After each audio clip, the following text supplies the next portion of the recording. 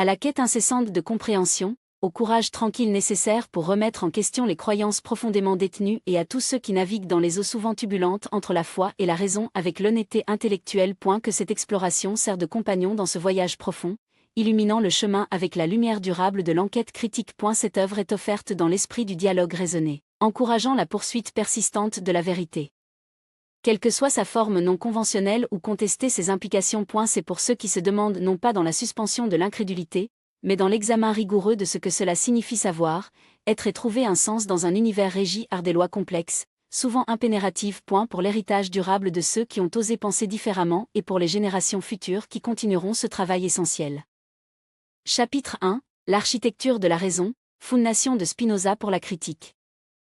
Arush Spinoza, né à Amsterdam en 1632, était une figure dont la même existence semblait couronner la controverse intellectuelle. À une époque où la conformité religieuse n'était pas simplement une attente sociale mais souvent une question de vie et de mort, Spinoza s'est lancé dans un voyage philosophique qui le conduirait à la conclusion radicale que Dieu et la nature étaient une seule et même chose, un concept qui déviait l'ordre théologique et social dominant.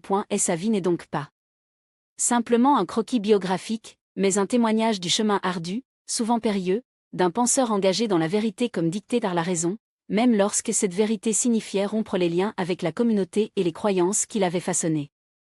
Le paysage intellectuel de l'Europe du XVIIe siècle était une tapisserie complexe tissée avec des fils de l'enquête scientifique en plein essor, des traditions scolaires persistantes et des débats religieux intenses, souvent acrimonieux qui ont suivi la réforme. Amsterdam, une plaque tournante animée de commerce et de culture, a offert un degré de tolérance à rapport à de nombreuses autres villes européennes. Mais elle était loin d'être un paradis pour l'hétérodoxie radicale. Spinoza est né dans une communauté juive séfarade, une communauté qui, tout en ayant fui la persécution en Espagne et au Portugal, a maintenu une stricte adhésion à ses traditions et doctrines. C'est dans cet environnement que Spinoza a reçu ses premières études, se plongeant dans les écritures hébreux, le Talmud et les œuvres de philosophes juifs médiévaux comme Maïmonide. Cette formation rigoureuse lui a permis des outils linguistiques et philosophiques qui lui permettraient de s'engager et de critiquer les fondations même de la pensée religieuse.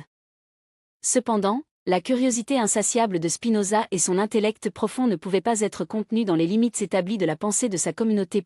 Elle a commencé à remettre en question les principes fondamentaux, non pas par un esprit de rébellion pour lui-même, mais d'un besoin profond de cohérence intellectuelle et de clarté. Ses études l'ont amené à s'engager avec la philosophie cartésienne, en mettant l'accent sur les idées claires et distinctes et sa séparation dualiste de l'esprit et du corps, ainsi qu'avec le corpus en plein essor des connaissances scientifiques qui contestions les hypothèses séculaires sur le cosmos et la place de l'humanité. Il était probable au cours de cette période d'exploration intellectuelle intense que les vues de Spinoza ont commencé à diverger considérablement de la pensée juive orthodoxe. Son développement intellectuel n'était pas une apostasie soudaine mais une progression progressive et motivée vers une vision du monde qui a priorisé la cohérence logique et l'observation empirique, même si elles l'ont éloigné des interprétations traditionnelles. La conséquence inévitable de ces opinions hétérodoxes en évolution a été une confrontation avec les autorités rabbiniques. En 1656, à l'âge de 23 ans, Baruch Spinoza a été officiellement excommunié de la communauté juive d'Amsterdam. Le Cherem, comme on l'appelle, a été une condamnation grave et complète, le coupant de toute la vie religieuse et communautaire. Elle était interdit de sp. Escolant à quiconque, en entrant dans la synagogue, et a été soumis à une malédiction. Cet événement, sans aucun doute traumatisant, a marqué une pause définitive, un exil social et spirituel. Pourtant, il est crucial de comprendre cette excommunication non seulement comme un acte punitif qui l'a fait taire, mais comme un catalyseur paradoxal qui, dans un sens profond, l'a libéré. Dépouillé des obligations communautaires et de la pression constante de se conformer, Spinoza s'est retrouvé dans une position de solitude intellectuelle qui lui a permis un degré de liberté sans précédent pour poursuivre ses enquêtes philosophiques sans contrainte externe. Cette période d'isolement n'était pas celle de l'oisiveté ou du désespoir. A eu lieu de cela, c'est devenu le creuset dans lequel ses idées les plus radicales et les plus durables ont été forgées. Spinoza s'est retiré de la vie publique, se soutenant hors des lentilles de broyage, un métier méticuleux et solitaire qui a sans aucun doute résonné avec sa poursuite philosophique de la clarté et de la précision. C'est au cours de ces années, vivant d'abord dans les environs d'Amsterdam et plus tard dans diverses villes des Pays-Bas, qu'il a composé bon nombre de ses œuvres fondamentales, y compris le traité sur la modification de l'intellect et du traité théologico-politique, et a jeté les bases de son magnum opus, l'éthique. Son isolement, tout en témoignant de l'intolérance sociétale de ses opinions, lui permettait simultanément de développer un système philosophique qui était entièrement le sien, sans compromis par la nécessité d'apaiser ou de se conformer à toute autorité établie, qu'elle soit religieuse, politique ou intellectuelle. L'engagement de Spinoza à l'enquête rationnelle n'était pas un exercice intellectuel abstrait, c'était un principe profondément tenu qui a guidé toute sa vie et son projet philosophique. Il n'a pas cherché à être un iconoclaste pour des perturbations. Au contraire, ses conclusions radicales découlent d'une poursuite implacable de la vérité, d'un dévouement à suivre les dictes de la raison partout où il pourrait conduire. Cela signifiait remettre en question non seulement les doctrines spécifiques du judaïsme, mais aussi les cadres théologiques chrétiens en vigueur et les idéologies politiques émergentes de son temps. Son examen méticuleux des Écritures, comme détaillé dans le traité théologico-politique, a cherché à démontrer que la Bible devrait être comprise comme un document historique et littéraire, transmettant des leçons morales et politiques plutôt que comme littérales, révélé divinement sur la nature de Dieu ou de l'univers. C'était une position révolutionnaire, qui a contesté les fondements mêmes de l'autorité religieuse et l'immuabilité perçue des textes sacrés. Sa philosophie politique a également été informée par cet engagement envers la raison et une compréhension pragmatique de la nature humaine. Bien qu'il plaide pour une république démocratique comme la forme du gouvernement le mieux adaptée à la promotion de la liberté de pensée et d'expression, ses arguments ont été fondés sur une analyse du pouvoir et de l'ordre social, et non dans les appels à la droite divine ou à la tradition héréditaire. Il a compris que la stabilité sociétale et la liberté individuelle étaient mieux réalisées par le biais d'institutions qui ont reconnu et géré les désirs et les motivations inhérents aux individus, plutôt que de chercher à les supprimer par la peur ou la coercition. La vie de Spinoza sert donc d'illustration puissante du courage intellectuel requis pour penser indépendamment dans un monde qui a souvent puni la déviation de la norme. Son excommunication n'était pas un échec personnel mais une conséquence de sa fidélité à la raison. L'isolement qui a suivi, plutôt que de diminuer son projet intellectuel, est devenu le terrain fertile de son développement sans entrave. Il est un penseur profond, non pas parce qu'il a cherché à renverser les croyances établies pour cela, mais parce que sa discipline intellectuelle rigoureuse l'a conduit à des conclusions qui exigeaient une réévaluation fondamentale de la compréhension de l'humanité de Dieu, de la nature, de la moralité et du soi. Son dévouement était à la tâche ardue mais finalement libératrice de rechercher la vérité à travers l'application inflexible de raison, une poursuite qui continue de nous inspirer et de défier des siècles plus tard. L'environnement intellectuel dans lequel Spinoza a fonctionné était une transition profonde. Et la Renaissance avait réveillé un esprit d'enquête humaniste, et la révolution scientifique, menée par des personnages comme Copernic, Kepler, Galiléo et Newton, remontait fondamentalement la compréhension de l'humanité du cosmos. Ces développements ont favorisé un climat où la raison et l'observation empirique étaient de plus en plus reconnus comme des outils puissants pour débloquer les secrets de l'univers. Spinoza, profondément engagé dans ses progrès, a cherché à synthétiser les idées de cette nouvelle vision scientifique du monde avec un cadre métaphysique cohérent. Il n'était pas un scientifique au sens empirique, mais sa philosophie était profondément influencée par la rigueur mathématique et l'ordre déterministe que les nouvelles sciences révélaient. Et la nature prévisible et gouvernée par la loi des sphères célestes, comme décrit par Kepler et Galiléo, a fourni un modèle pour comprendre l'univers comme un système ordonné, une perception qui résonnait profondément avec le concept éventuel de Spinoza d'une seule substance autodéterminée. Son parcours philosophique a été marqué par un dialogue continu avec les grands penseurs qui l'ont précédé, des anciens Grecs comme Platon et Aristote aux philosophes juifs médiévaux comme Maïmonide, et ses contemporains tels que Descartes et Hobbes. Il a absorbé leurs idées, les a évaluées de manière critique et les a finalement reconfigurées dans un système uniquement le sien. Son engagement avec Descartes, par exemple, a été particulièrement formatif. Bien qu'il adopte l'accent mis par Descartes sur des idées claires et distinctes comme base de la connaissance, Spinoza a finalement rejeté le dualisme de substance de Descartes, l'idée que la réalité est composée de deux types de substances fondamentalement différents, l'esprit, substance pensée, et la matière, substance étendue. Ce rejet du dualisme était une étape cruciale vers son propre système moniste.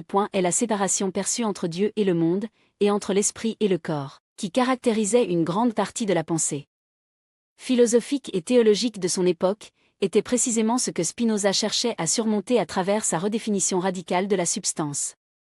La communauté séfarade d'où Spinoza a été ostracisé était elle-même le produit d'une histoire de déplacement et de résilience. Ayant fui la péninsule ibérique en raison de l'Inquisition, ces communautés juives ont accompagné avec eux une conscience profonde de la précarité de leur existence et de l'importance de maintenir l'identité communautaire et le respect religieux face aux pressions extérieures. Pour Spinoza, né dans ce contexte, l'adhésion à la tradition n'était pas une automatique Donner son développement intellectuel représentait une lutte interne profonde et une décision courageuse de prioriser ses propres conclusions raisonnées sur la solidarité communautaire et le dogme hérité. Cet acte d'excommunication n'était pas seulement un différend théologique, ce fut une rupture sociale, le séparant du filet de sécurité de sa communauté et l'exposant aux dures réalités de la marginalisation intellectuelle et sociale.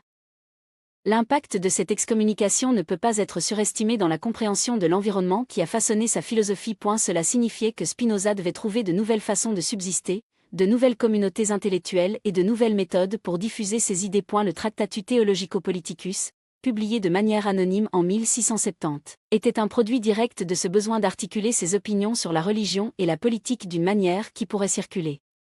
Même sous un nuage de secret ou d'ambiguïté. Dans ce travail, il a plaidé pour la liberté de pensée et de parole, plaidant pour une séparation de l'Église et de l'État et affirmant que l'objectif ultime de la religion était d'enseigner l'obéissance et la piété, qui pouvaient être réalisées par divers moyens, y compris différentes interprétations des Écritures.